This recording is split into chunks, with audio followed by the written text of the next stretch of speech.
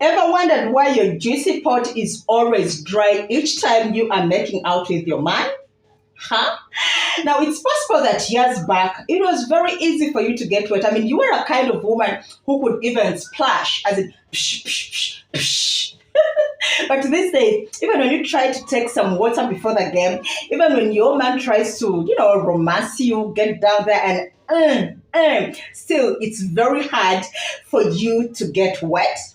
In this video, ladies and gentlemen, I am going to be sharing with you some of the 10 reasons that may have constituted to you getting to that position or to that condition. Okay, well, my name is Samuel, aka GCP, and you are welcome to my YouTube and TikTok, depending on which platform you are watching me from. If you're watching from YouTube, please go right ahead and subscribe. If you're watching from TikTok, give me a follow. And on both channels, if you find this video helpful or interesting, please go right ahead and leave a comment. Don't forget to give me a like, and don't forget to please share this video.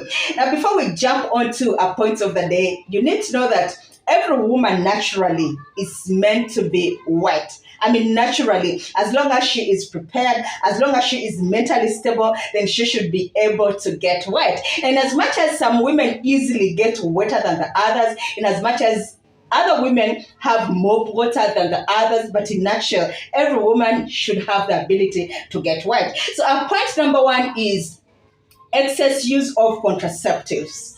Yes.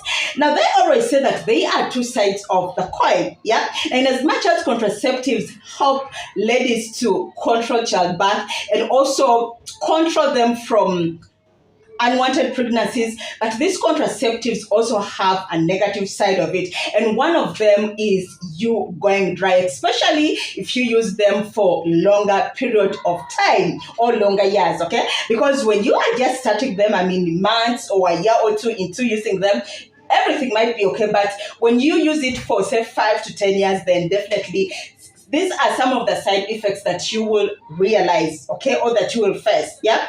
Now, what some women do, or the other way that most women even make it worse, is by just walking into a pharmacy and buying these contraceptives. Now, that is a very, very dangerous. It's important that you go for medical review, go see a doctor, let them examine you and find out which of these contraceptives is best for your use. Okay, it's not that any kind of contraceptives should be used. No, they should examine you and see which of them is compatible to your body. Point number 2 is dehydration. Now, most of us women never take enough water, especially on days that we are not at home. Now, because we reach to work and become very busy and become buried in work, then we forget to take enough water.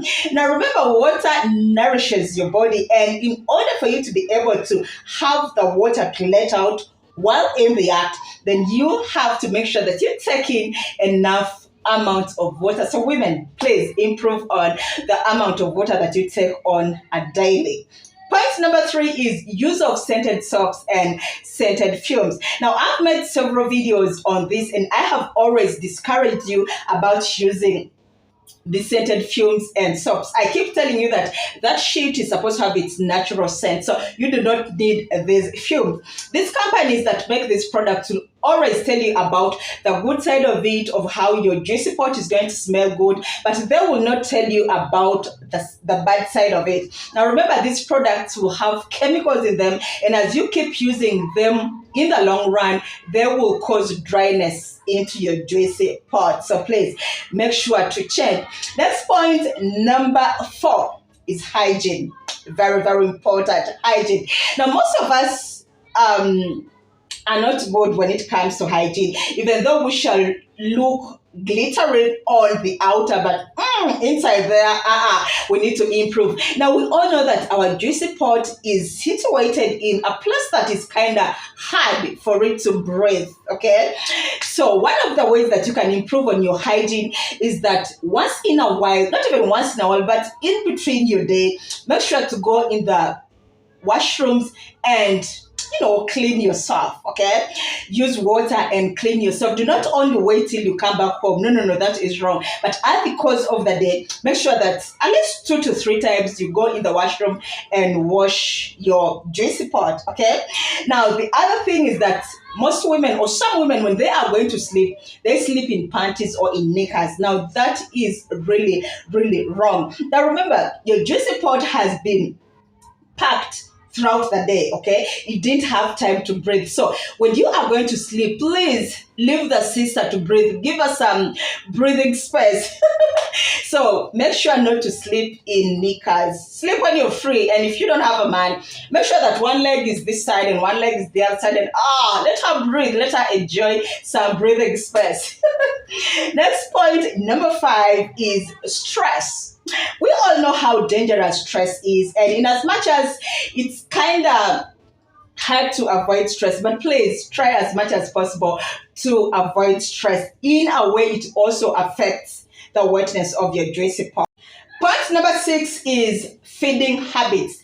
Now, ladies, you need to know that there is a kind of foods that you will eat and will help you be more wet in bed, and that kinds of food that you will eat and will make you just go dry. So don't just eat any kinds of food.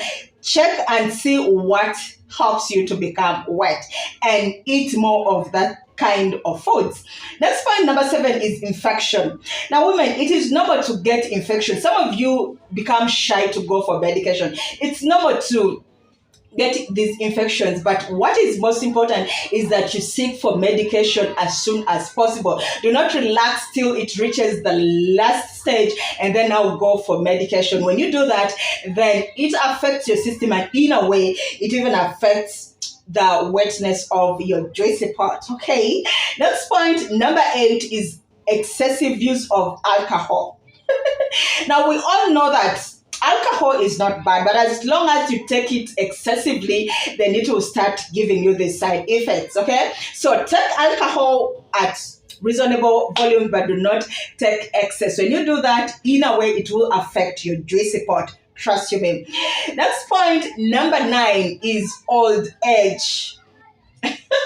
Now, this one, we cannot avoid it, okay? We cannot avoid it, yeah?